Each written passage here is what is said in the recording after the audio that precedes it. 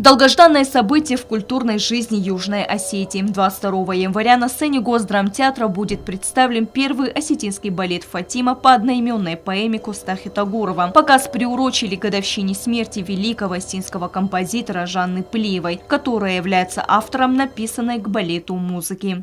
Мы будем отмечать годовщину смерти Жанны Плиевой, и эту дату определил художественный руководитель Мариинского театра Валерий Абисалович Гергиев, который сказал, что этим спектаклем это выражает дань уважения и памяти гениальному композитору Жанны Плиевой.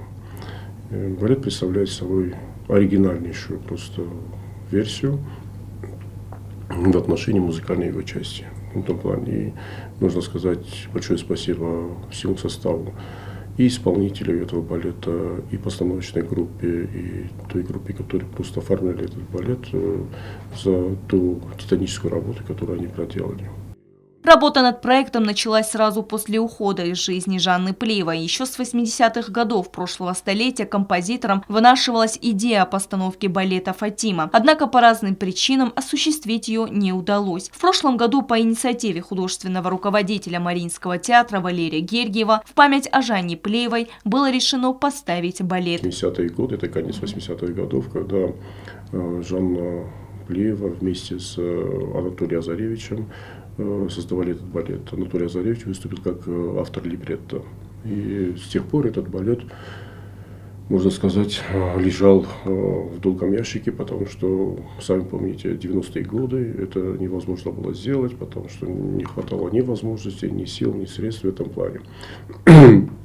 Только вот в последнее время, когда мы с Валерием Абисаловичем возвращались к этому вопросу, наконец мы хотели это сделать еще до момента, пока Жанна Плиева была жива еще.